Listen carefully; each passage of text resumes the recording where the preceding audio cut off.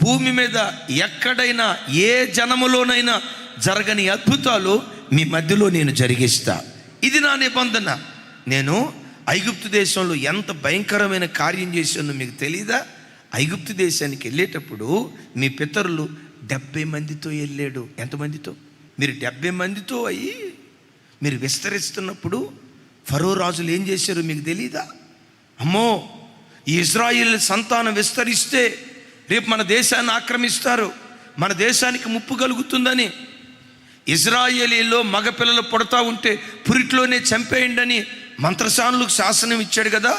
అలాంటి స్థలాలలో కూడా నేను భీకరమైన కార్యాలు చేసి 70 మందిగా వచ్చినటువంటి మిమ్మలను ఆకాశ నక్షత్రముల వలె విస్తరింపజేశాను. దైవజనమా, నీ దేవుడు ఎవరో తెలుసా? ఏ ప్రాంతంలోనైతే ప్రజలు నిన్ను అణచాలని ప్రయత్నం చేస్తారో, ఏ ప్రాంతంలోనైతే ప్రజలు నిన్ను తొక్కాలని ప్రయత్నం చేస్తారో, వీడు పైకి రాకూడదు, వీళ్ళ పిల్లల పైకి రాకూడదు, వీళ్ళ సంసారం పైకి రాకూడదు, వీళ్ళు ఆర్థికంగా పైకి రాకూడదు, వీళ్ళని ఎలాగైనా తొక్కాలని ఎక్కడైతే ప్రజలు భయంకరంగా పనిచేయటం ప్రారంభిస్తారో అక్కడే మరి బలంగా దేవుడు పనిచేయటం ప్రారంభిస్తాడు. అక్కడే ఉధృతంగా పనిచేయటం ప్రారంభిస్తాడు.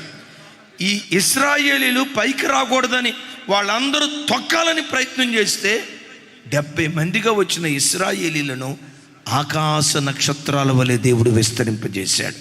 నా చేతులెత్తి మిమ్మల్ని దీవిస్తున్నాను.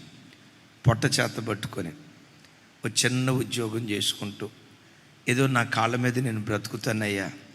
మా ఊరిలో సరైన ఉద్యోగాలు లేవు, పాడి పంటలు సరిగ్గా లేవు, ఊరిలో బ్రతకలేక ఏదో హైదరాబాద్లో ఒక చిన్న ఉద్యోగం చేసుకుంటూ గుట్టుగా బ్రతుకుదామని వచ్చానయ్యా. నా పిల్లలను తీసుకొని ఇంకా సరైన ఉద్యోగం దొరకలేదయ్యా, సరైన ఆర్థిక వనరులు సమకూడలేదయ్యా, బ్రతుకంతా ఇలాగే ఒంటరిగా మిగిలిపోద్దా? ఓ తెలియని వెలితి నీ గుండెలను ఏలుబడి చేస్తూ ఉంటే ఐగుప్తు దేశంలో ఇశ్రాయేలీలను ఆకాశ నక్షత్రాల వలె విస్తరింప చేసిన దేవుడు ఈ గడ్డ మీద నిన్ను నీ పిల్లలను ఆకాశ నక్షత్రాల వలె విస్తరింప చేయునుగాక.